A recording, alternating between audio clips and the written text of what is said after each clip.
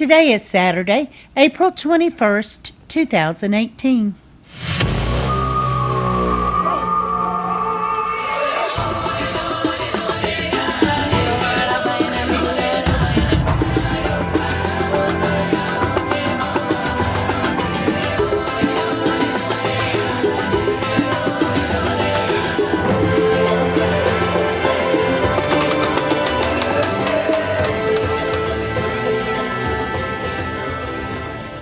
Welcome to the Survivor Fans Podcast. I'm Joanne. And I'm Stacy. And this is the Listener Feedback Show for Survivor Ghost Island Week 8. Wednesdays, we do our recap, offer our theories, our observations. Come Saturday, turn it over to you. Listener Feedback Show. Time for the other superfans to weigh in on what they saw, what they think that means for the future, and maybe even make some predictions. And share who it is that they're cheering for. Good stuff. Anything you want to add before we get going? No, I was just laughing the way you were dancing to the music. You were going, your head was bobbing sideways like. I was doing an Angela wiggle. Those little dogs that used to sit. Oh, the bobblehead dogs. Bobblehead dogs. Uh-huh. No, that was the Angela wiggle. Don't you know? That's the gross food. Don't you know? The gross food challenge wiggle there, side to side. Oh, that's what that was. Now, I'm sure some folks are going to want to talk about that. Oh, okay. Let's see what Pete has to say. Hey, Joanne and Stacy. This is Pete from Boston calling. Oh, what a fantastic episode. So let me let out a great big woo! Yeah, that's what you call a fantastic episode of Survivor, which had just about everything except for a dull Ghost Island, as Jenna couldn't even play. Probes, if you're listening, please, next time with this, allow everyone to play who goes, because what's the whole point? But I digress. Man, I am sad that Libby got voted out. Hey, smart move. I don't know that they knew Michael had the idol, and it was smart on those girls there of Chelsea and them to say, hey, let's do a counter move if Michael plays the idol and we get rid of Libby. And sure enough, it worked. So Desiree, Chelsea, and Angela, I forget who the other vote was. That was smart on those girls there. But wow, Hakuna Matata for that immunity challenge there. Wow. It means no worries for Wendell's days. And I say that because he gave up Hakuna Matata. I had to say that because he chose not to even eat it, which, hey, he knew he was probably safe. Hats off, though, to Angela for winning the challenge. You know, I didn't think she had it in her, but she did it. And then again, she was in the Army, so she's used to that stuff. But how about her stirring the pot there at camp, getting Kellyn and Dom and all of them worried about Michael and all that? I give her credit. She helped turn the tide there a little bit, but still, it would have been awesome to get rid of Dom or Wendell there with the idol, because neither of them would have seen it coming. But hey, they got rid of a Libby, who was a huge threat. Hats off to Michael for playing the idol right this time. So it looks like one Micronesia curse isn't cursed, quote unquote. Not that I believe in it, but this was a great episode, guys. A lot of pretty good gameplay back and forth. Will Navidi just pick everyone off one by one, or can Malolo somehow pull it out? I think Michael now is a major underdog. Donathan's a coattail rider. Laurel's under the radar. Dom and Wendell are my top picks to win. Kellyn is kind of in the middle. Desiree, I don't know what to think of Desiree. Chelsea's kind of the quiet spy there. But I don't know, it's anyone's game. Angela now has a little bit of game in herself, too. So I don't know, but right now, if I had to pick, it's between Dom, Wendell, maybe Laurel. But we'll see. It's anyone's game, guys. Gonna watch the Ponderosa videos now. I want to hear what everyone else has to say. Great episode. Woo! Woo. Thanks, Pete. Good job. Yeah, there's definitely a little bit of emergence of Angela in this episode, even though, well, some other folks are going to comment on it. That's the most animation I've seen from her. It was nice to see her get animated. Okay, I let's like go your with that. dance. Even if it was awkward. Okay.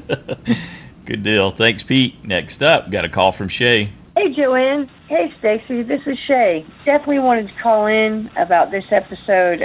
I thought it was so good, and so much was going on. First, in the challenge, I thought Wendell and Laurel really stood out, and I think maybe exposed themselves as not only thinkers, but definitely doers as well. They were really showing their athleticism in that challenge there, and I think they are definitely threats, which is good because I have 4 people I'm kind of rooting for, and those 2 are in that grouping. I've got Michael, Jonathan, Laurel, and Wendell as 4 people I wouldn't mind to see winning, so it was good to see that. And I feel so bad for Michael because I really think he's a great player. He's got a wonderful mind. I think he's got a lot of good plans, just unfortunately the people who were playing with him are gone, and for whatever reason he can't seem to, grab up a new group of people. His plan for Malolo to stick together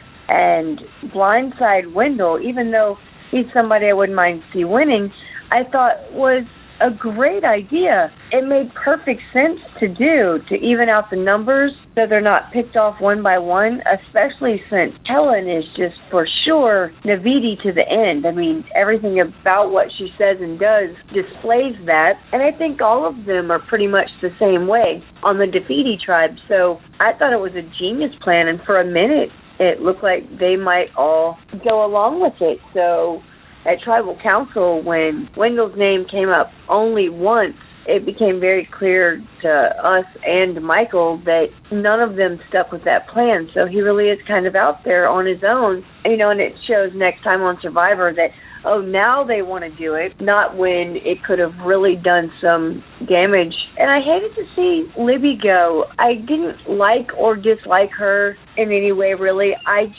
think she had some game in her that we're not going to get to see now. Speaking of game, I think that Jonathan has fooled us all. I think there's a little bit more going on than that all shook stuff he's always doing. I thought it was a great episode. I really didn't know what was going to go down, and those are my favorite episodes, when I think I know what's going to happen, and that's not what happens at all. But really, really looking forward to the podcast and seeing what everybody else has to say. It truly is every bit as entertaining as the show itself. And anyway, you guys have a great day, and we will talk again next time. Excellent. Thanks, Shea. You think Jonathan's got more game than we're getting to see? I think Jonathan has game. I think that a lot of people discount the intelligence of people who have heavy accents like that, and I think that's a mistake on their part, because people aren't always stupid just because they have a and I don't think truly. he's stupid at all. No. No, I think Jonathan has game. He knows the game. He wants to win. It can work against you, though. Yes, because it this is can. all about communication, and if there's that blockage with the communication that people have trouble getting past, maybe that's a reflection on why nobody's really following his plays that he's trying to call. Well, truly, though, I think people like him. He's likable. And so I think he's playing on that a lot, too. That Remember, he's just making friends and enjoying people. Bradley, yeah, absolutely. And Bradley said, this is just a guy here on vacation. Didn't think much of him from a game perspective. Not that Bradley's going to think much of anyone. That shows something about Bradley, doesn't it? It is a reflection on him, but it could be also a representation of other people's perception that Jonathan's not an effective agent in the game, even though, like Shea said, we get to see that he's got some game and he's trying. Just like Michael's had some game, right? He's 1 for 2 now, blew one idol, and now he was able to save himself with this one. But like Shea said, he's just out there on his own completely. He's got nobody's got his back. Well, Jonathan, that could be part of his strategy, is under the radar. I'm no threat, oh shucks. Oh yeah, Jonathan's definitely a coattail rider. He's trying to not be a target. Use what you got. Yeah, well, you make the most of where what your game is and what you're being able to do. Like Shea said, Michael hasn't been able to be effective. He couldn't rally anyone. His lining up with Libby too probably hurt him. So we'll talk a little more about that as we go through the feedback. Next up, we got an email from Mike in Omaha. Well, to heck with this season anyway. Nah, my troubles can't be blamed on the season. I had Libby picked to go several times in JSFL to no avail, and then this week I get a harebrained idea to change away from Libby, and she goes home. Oh, the humanity. Speaking of humanity, I feel like that might be what this season lacks a bit for me. I guess I'm spoiled from Survivor Season 35, where we had such a diverse and rich group of individuals. It's really making Ghost Island look like a bunch of warmed-up leftovers. I wonder if that is directly related to the fact that so many of this cast are fans. See, here's the thing, Mike. They aren't. There's definitely some of them that aren't. Well, yeah, Libby specifically. Yeah, in Survivor Heroes versus Healers versus... What's the last one? Healers, Heroes... Hustlers, thank you. I feel like we had a lot of idiots who didn't know what they were doing, and it made for excellent television. CBS's casting department has a difficult job trying to slate in just the right amount of serious players and nut jobs to keep us begging for more. That's true. That's a delicate balance to make it effective. I adored seeing the classic disgusting food challenge. It made my soul happy. To me, that should be in just about every season. Yeah, rite of passage, right? We got to see more of Angela, and she played this last episode. My opinion of her did go up, but it began so far in the basement that she's still sub-level in my oh-so-humble opinion. The edit this season's been playing mental hopscotch. I feel like they're trying to keep so much important information from us that they want the finalists to all appear dead even. To me, that suggests we're getting a quieter or calmer winner, though I believe I said something to that effect last season and been one. I feel like the winner is likely to be a Navidi female, though I really have no idea which one at this point. Michael's goose is beyond cooked, and I think Wendell and Laurel both may be in semi-immediate trouble. Bad news, as I like all three of them. Stacy, I'm really looking forward to seeing CDK, that would be Cold Dark Kellyn, come back with a vengeance. Maybe Cold Dark Kellyn and Desiree will be in the finals, and the winner will be whatever girl looks like Cinderella compared to those two wicked stepsisters. That's good. I like that. Stacy and Joanne, you're awesome. Same goes for all the other super fans and listeners out there. Thank you, Mike. You're awesome too, buddy. Next up, got a call from Sophie. Hi Survivor fans, this is Sophie in Texas. I am sitting in a car park with my daughter. It was an amazing episode. I've watched it twice and I could watch it again. It was just so good because I chose Michael to win it all. I changed him. I don't know if he will win, but he's who I want to win. So go Michael, and he just did so well. He did so well. It must be so hard for him. He's just been at the bottom the whole time. So, wow, I'm so glad that he just listened to his instinct. He went for it. He used his idol. He listened to his heart and his mind and his gut and everything in between. And he was saved. And I don't mind that Libby went home. Seriously, she could have just tried harder. I had her to go. So, yeah, I got a point. I'm happy. I got a point. I don't know how. I was thinking they're going to be going for Michael, and she'll be also with a vote cast against her. Hopefully he'll use his idol, and it just did. It fell into place. So it was such a suspenseful episode. It was just great. It was back and forth. And Angela, oh my gosh, trying to get Michael out. She's just crazy. And then her sticking her tongue out and jumping jacks and just being so embarrassing. I wonder what her kids think. Seriously, I hope a girl goes home next. Even Laurel. I think Desiree or Laurel could be in trouble, but I'm not sure who I'm going to vote for next to go. But Kellyn is getting a lot of camera time. She's always waving her arms around or doing these crazy facial expressions. So, I don't know. She's getting a winner's edit, I guess. Her and Dominich. I don't mind if Dominich wins, but yeah, not really any girls that I really want to win. Maybe Chelsea, but she's just too quiet. What did you think of the challenges? Did you like them? Yeah, I thought they were very interesting, and how all like the big guys were on one team and then the small skinny people were on the other, and then the skinny people ended up winning. Yeah, we were cheering. Huge surprise. We were cheering for Wendell and Laurel. They did do very well. And what about all that Mexican food? Yummy. That did look good. Burritos. Lib is gone, and she's now stuck with Chris for a few days. Yeah, it's just getting really good. I love all the episodes now after the merge, and I want Michael to win. I want him to do well. I don't want them to come and keep attacking him, please just get some girls out next. The guys have to stay in the show. They had a lot of interest. Hope you all really, really enjoyed it. I can't wait to hear who else chose Michael to win, or who's rooting for him at least. And he just comes off really endearing, him saying, I just want this whole experience. So hopefully he will come back. I think hopefully he has got people rooting for him. He said that the numbers of people choosing went up, so that's good. Go Michael. Take care everybody. Bye. All right. Thanks, Sophie. Oh, poor Sophie. I think you might be disappointed with the next outcome. I think they're going to send Michael to go join his buddy Libby there. Yeah, I'm afraid of that, too. So they can continue and their I like spooning. Michael, too, but I like that you went know. with your heart, Sophie. Good job. And you're definitely passionate about your cheering. They're picking on poor Michael. Next up, we got a call from Nikki, a.k.a. Nicola, and Jackson. Hi, Joanne and Stacy. It's Nikki and Jackson. And it's Friday morning.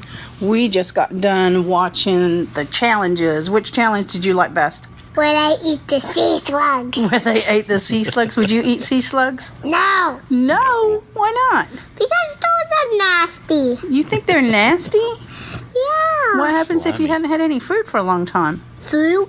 Food. Oh, copy my template. Oh.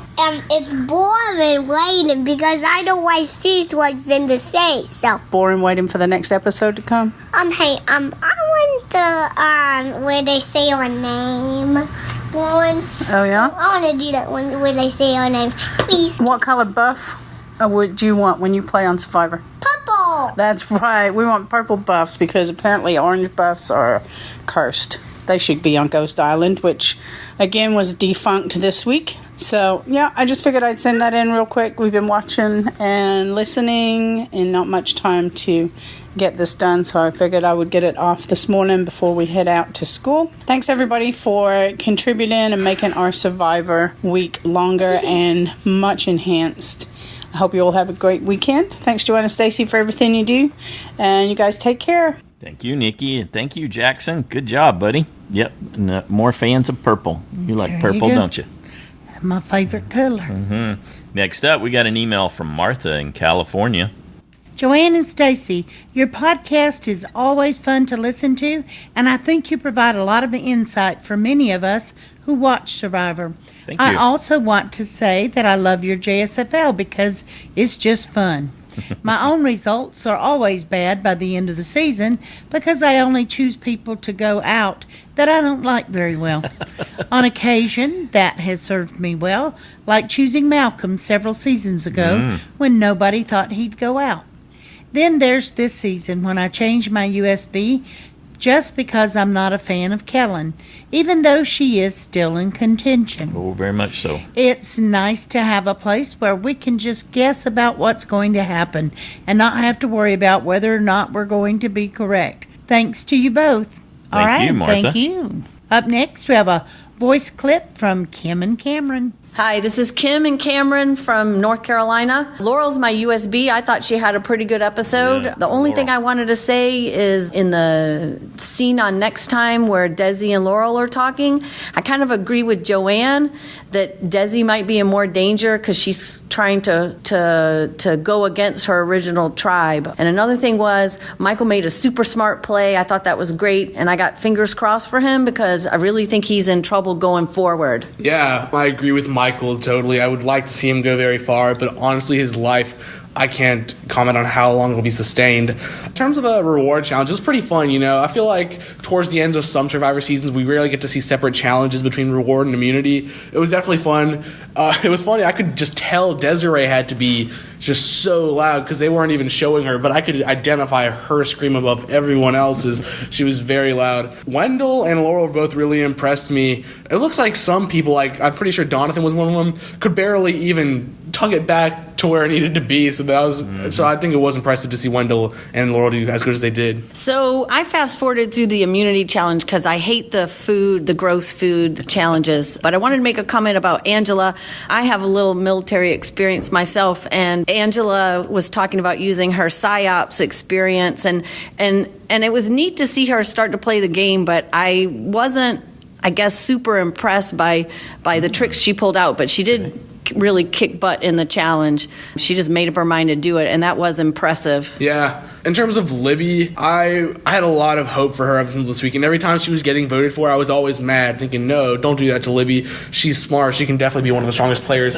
I think one big thing was at first Jeff compared her on the ET Canada interviews. He compared her to Elizabeth Filarski from way back from Australia, and I mean, they both look alike. She looks like her from like almost 20 years ago, but she didn't. I can't say she played the game as wise or as competitively, because when she realized her name was getting thrown out there, all she did was say, well, all I can do is go with everyone else and hope I don't get voted for. But if she knew people were lying to her, then I felt bad that she got voted out. But I can't say she was an amazing player or as amazing as I thought she would be. But just in comment of last week, I'm wondering, why did everyone think Chris is coming back for another season?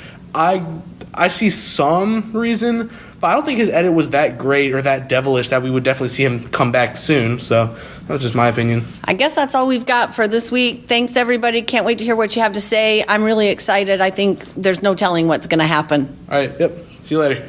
All right. Good job. Kim Cameron sent an extra note, too, saying that they meant to say the power couple talk with regard to Libby and Michael surprised them, even though we noticed their snuggling last week. The producers didn't show us anything about them being acknowledged as a couple by the others until now. Yeah, that's true, and that just goes to the game they're playing with the edit to try to make it as enjoyable and entertaining for us as possible. They're withholding quite a bit, I think, this time.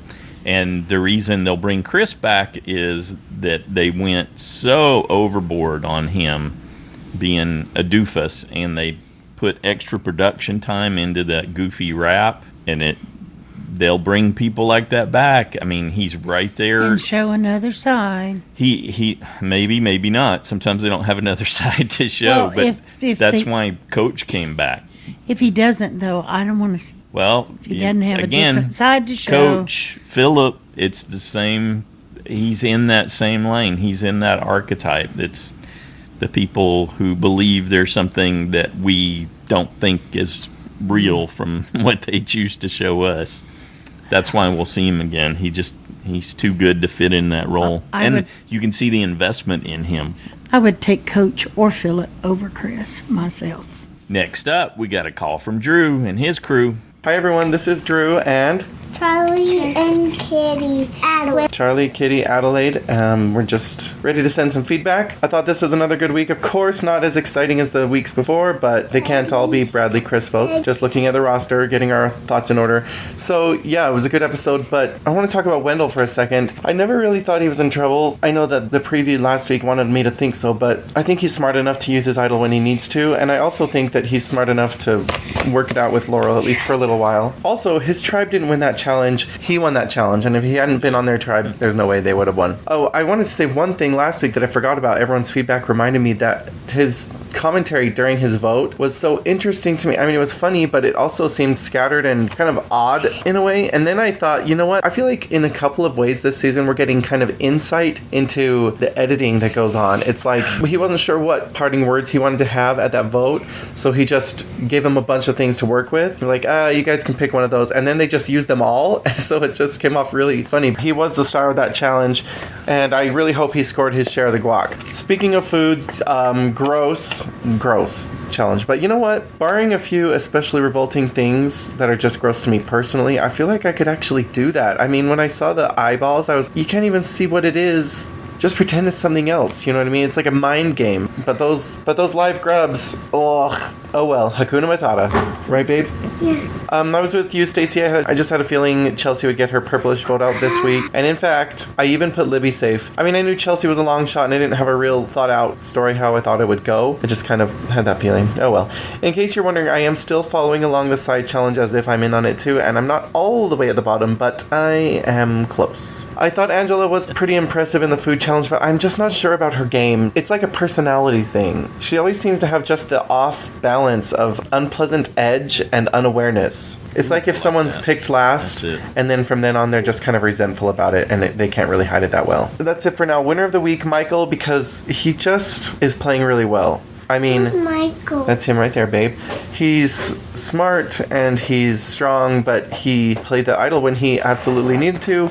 And from now on, anything can change and anything can happen. I feel like his game is just taking off. So if I hadn't stuck with Dominich for my USB, I probably would have gone with Michael. And also, I don't remember who it was on the feedback that said that some of the guys must have stylists because their hair just looks perfect. Chris, Jonathan, whoever. I think Michael's hair looks modeled perfect too. Okay.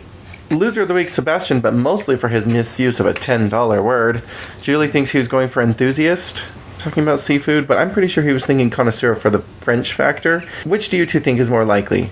In any case, he and Chris are two verbal peas in a semantics pod. They are buddies, right? Good. All right, that's it for me. Anything you have to say, Charlie? I want to see the planet. The planet? It's the moon today, buddy. What? He wants to see the moon on my Gmail background. Adley, do you have anything to say? You just never know. All right, talk to you guys later. Have a great weekend. Bye. I like that. That's a good dad response. So, what do you think? Know.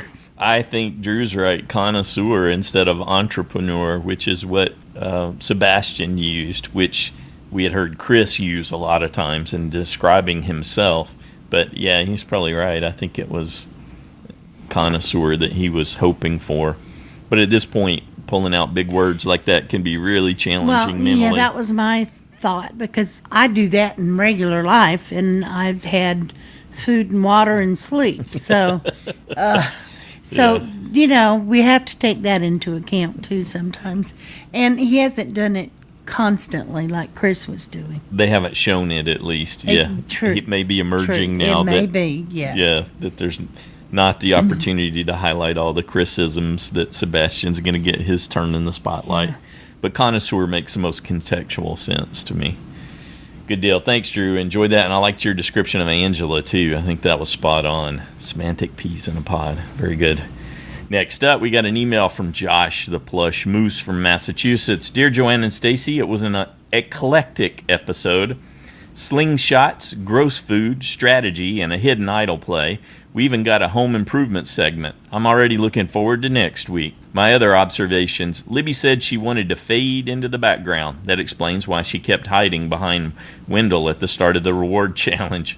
It's too bad Mr. Howell didn't get a chance to admire Wendell's kitchen remodeling. Libby is no Parvati. I think she finally figured out who voted for her when she watched the episode.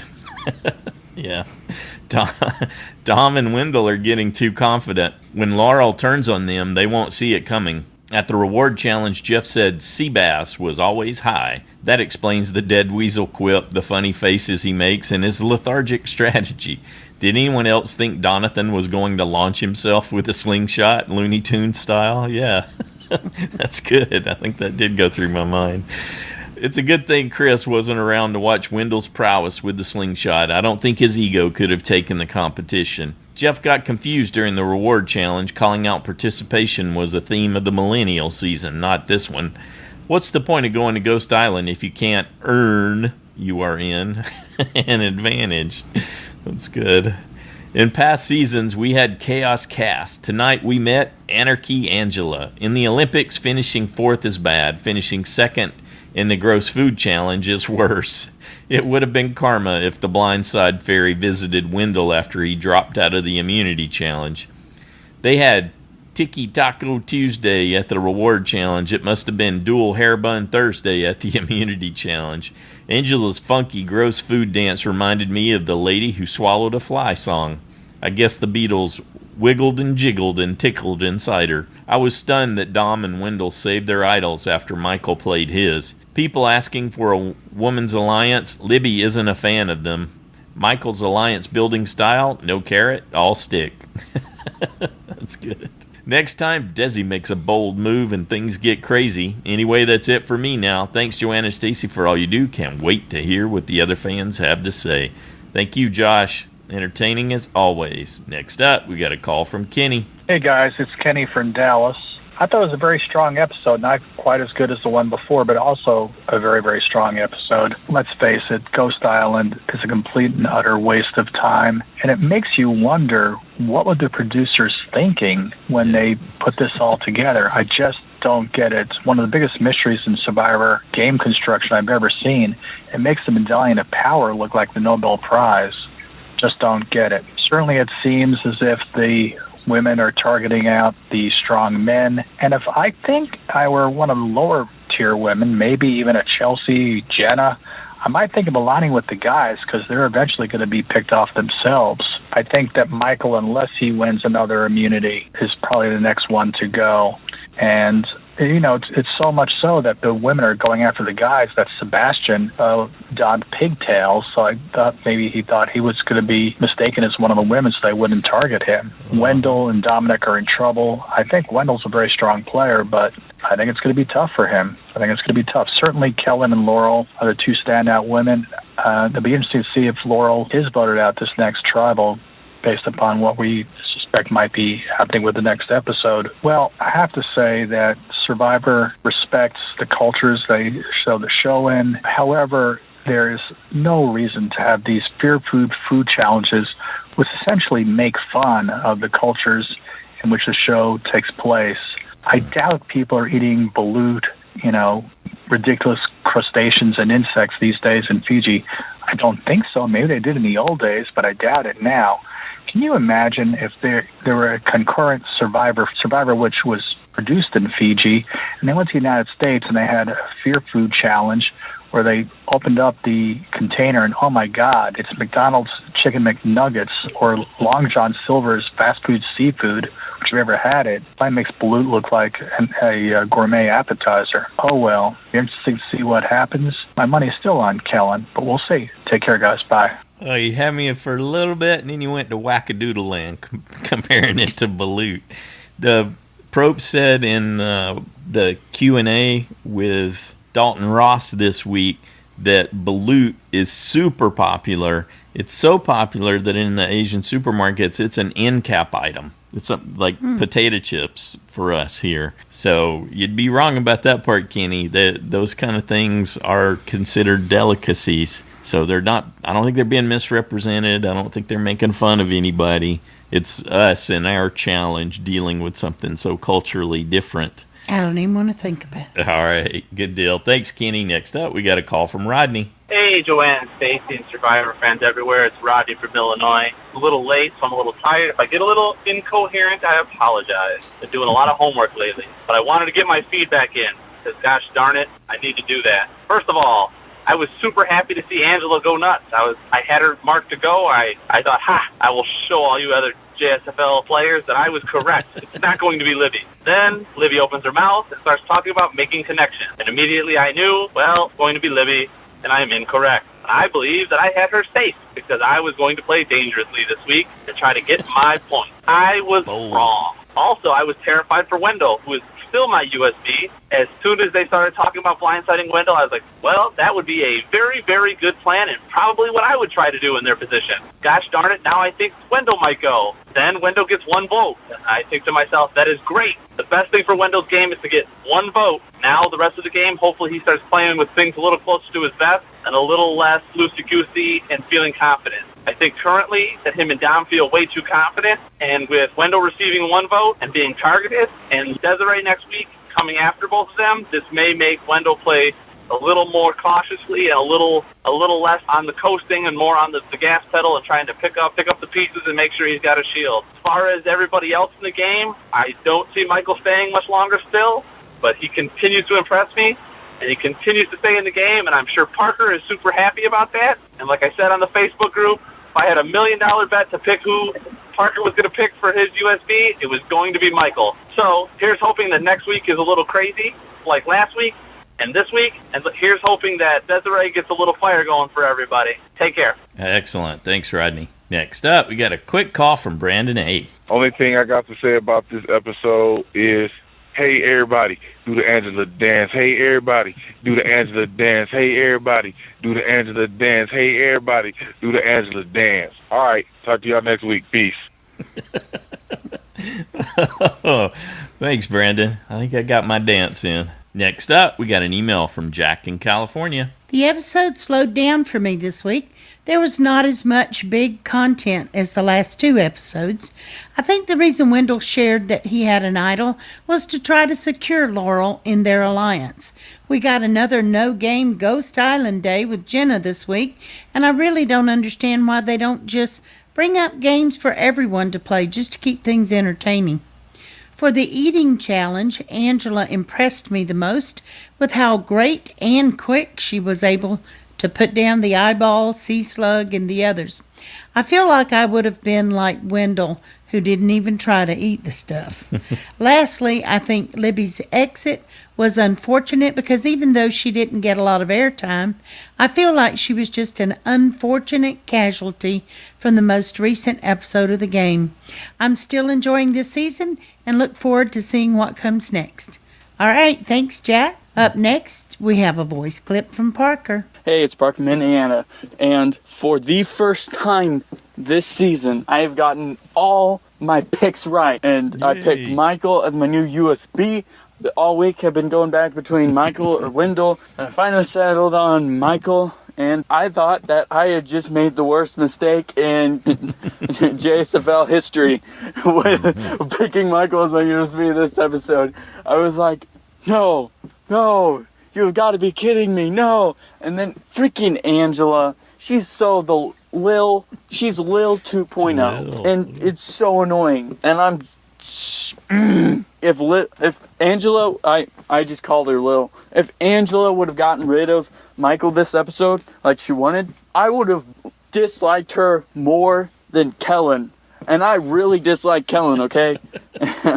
Oh my goodness, I was ready to be so mad and just like, and that food challenge, disgusting, and I was so mad that Angela kept winning everything. I would have been so sad to see Wendell go also. I like Libby, but I'm happy it wasn't Wendell, and I'm very happy it wasn't Michael, because those are those are 2 people I wait between for my USB. So definitely 2 people I'm rooting for. And let's hope Michael can find another idol and keep himself in this game or go on an immunity spree or whatever. And and tacos. I love tacos, okay?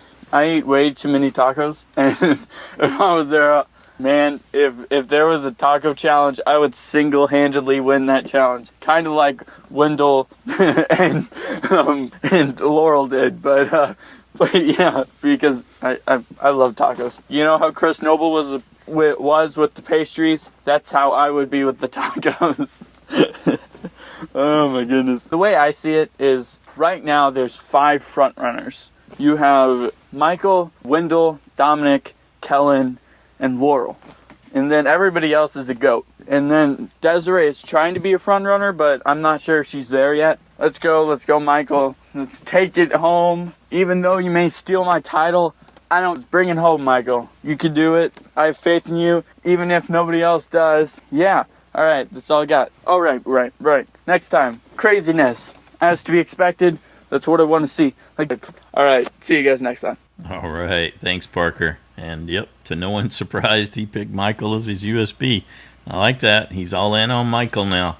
Next up, we got a call from Jen. Hi, everyone. This is Jen in California. Well, I think this last episode was a really, really fun episode to watch. The Gross Food Challenge episode, when they have it, is always so much fun for me to watch. My gag reflex was just going wild, especially during the Sea Slug Challenge. I do not know how Angela swallowed one of those whole. It really looked like she did. I just about died. So anyway, that challenge was totally fun to watch. The reward challenge was another great challenge. I really enjoyed that one. And I think we had another really strong tribal council. I thought Michael's play of his idol was fantastic. It was right on point. And poor Libby, she just was a victim of, I think, a combination of circumstance and of her own choices. Now, I don't know how strong the bonds are between the original Mololo people. That's a little bit difficult for me to say, just observing them. I feel like we have a little bit more information on the Naviti and how strong they are.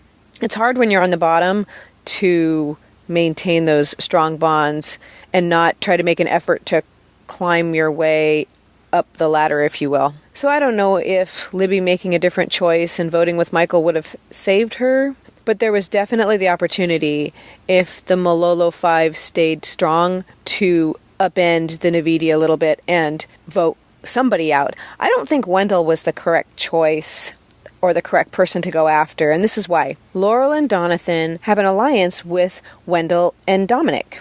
And the person I'm particularly thinking of here is Laurel. Laurel and Wendell seem to have made a connection. So when Michael comes up to her and says, hey, if the 5 of us stick together, we can get one of the Naviti out. How about Wendell? I think if Michael would have chosen anyone other than Dominich and Wendell to target, Laurel and Donathan might have entertained the idea a little bit more. Or I should say Laurel, because we saw Donathan express the desire to get a Navidi out. But I think ultimately my impression is, and I'm only assuming, my impression is that Laurel did not want to cast votes against Wendell and put him in jeopardy at this point, so she chose to take the path of least resistance and target Michael.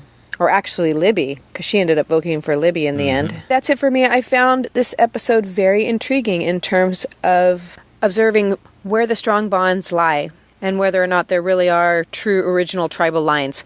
And I don't think there are. I don't know who's fooling themselves, Laurel and Donathan or the Naviti alliance, but it's going to be exciting to find out which direction this season moves in. Can't wait to hear everyone else's thoughts, and have a great weekend. Till next week. Bye. Thanks, Jen. Next up, we got a call from Paul. Hey, Paul in Louisiana here, and I hate to say it, but this episode was just average to me, with not much happening that actually furthered the game. We still don't see people fighting for a win, and until they drop that tribe mentality, I think things are going to be, well, lackluster. Of course, it didn't help that Ghost Island was a bust again. I mean, let's face it, Ghost Island is nothing more than Exile Island with a smash the urn sign that might as well say, come, sit down, eat some rice.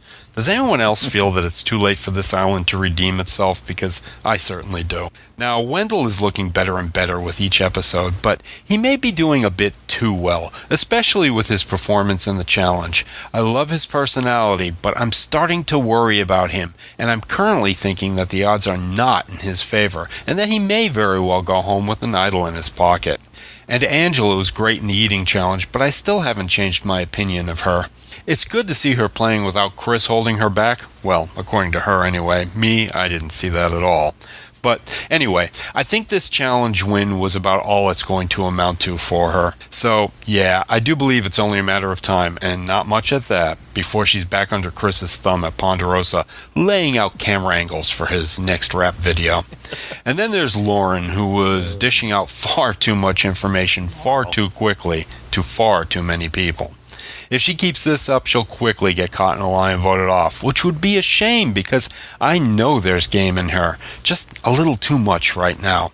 If she can rein it in, she may very well be the player that everyone is hoping she is. And Jenna is still a question mark to me. I wonder if she's the one responsible for Sebastian and everyone else's Mickey Mouse ears. And Chelsea is another one that I can't get a read on. I just have no clue what to expect from either of them.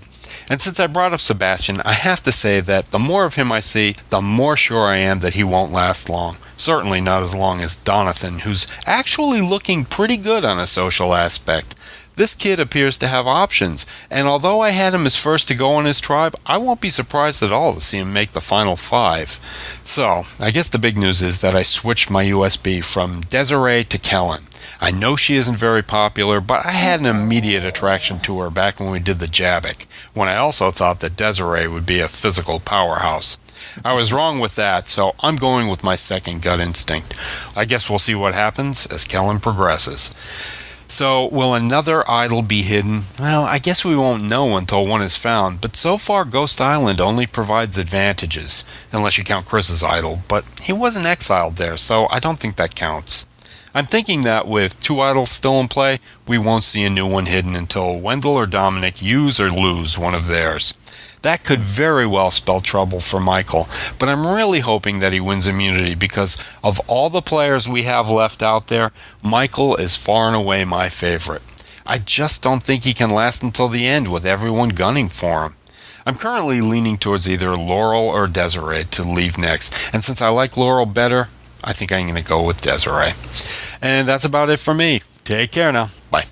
Thanks, Paul. Do you think that because it's now the Levita tribe that they'll rehide an idol? Those other idols came from the other tribes, technically. Maybe that's I don't enough think so. justification. I'm with Paul. I Yeah? think they'll wait till somebody uses an idol, then they might. I was mulling over what Jen said too, and I think those tribal lines are actually still strong. And I think, what do you think of this, Jen? Libby was a revenge hit because Libby peaked at Morgan's betrayal, and Dominich held on to that, and I think the other Naviti held on to that too. And so that's why she's been catching these votes. They've been going after her for a while. Dominich's wanted her out for a very long time. He doesn't trust her. Yep. He never did. So, yeah, I think he's always happy to vote Libby if everybody else. She's going to seem to be a little different than the other fans because in that Dalton Ross, Jeff Probst Q&A, one of the things Dalton Ross opened with was, given that Libby's not a super fan, and that was a standout thing for sure against some of these other folks. So she was at a disadvantage, and it made her different in that regard too, not really knowing the show.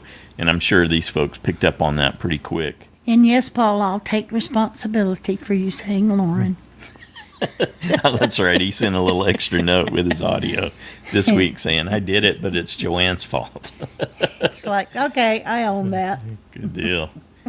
All right. Do you have any other insights through the listener feedback show? We had, 16 folks join us this week? Yes, awesome. we did. Great content. We want to thank everybody for sending in your thoughts and your predictions.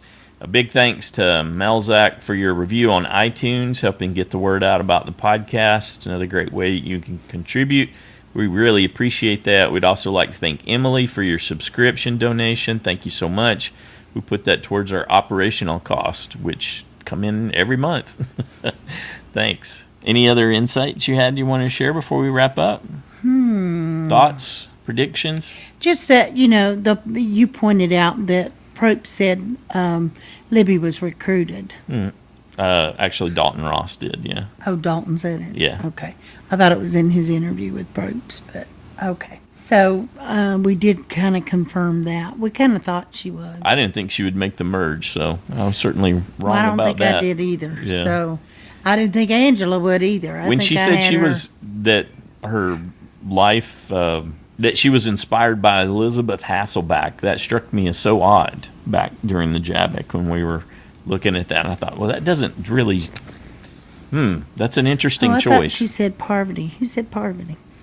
Oh, all the women say Parvati at some point because Parvati's such a strong force in the game. They're like, I want to be like Parvati, a winner. I don't think there would be too many people like Parvati. We certainly haven't seen them. Nope. I think they want to be. But when they ask you that question, you're way better off saying, well, I certainly admire some of these folks, but I think I'll win it on my own. Thanks. I'm my own person. I'm not so-and-so. Even though, there's pressure on them while they're in the casting before they know they've been chosen to try to be one of those others that someone in casting can recognize. Well, and maybe even leading questions. Yeah. From things they've said too. So they have their archetypes. They have certain people. Sometimes it's physical appearance. Sometimes it's life experience. All that. Yeah, I don't know which way I'm leaning. I think it will be either Desiree or Michael next week is who I'm looking at. I'm thinking they're going to send Michael to join his spoon buddy Libby. That's where my head is right now. Even though the Laurel Desiree thing, they're probably going to compromise and say, let's just go ahead and get rid of Michael. Yeah, that's probably most likely. I agree. And I liked what Kim said when she was referring to her Army experience and some understanding of PsyOps. I'd love to hear your thoughts on how you could leverage that kind of knowledge and that training a little better, especially since you thought Angela did kind of marginal with it. She just used it to stir the pot and get people arguing with each other. Something I'd like to hear a little more about. All right. I still want to see where Donathan's going to land. I don't dislike Donathan. I know some people are tired of him, but Oh, they're not pushing him on us like they were in the beginning, so he's not bugging me, but I don't see him as being effective, just like Michael's not effective right now.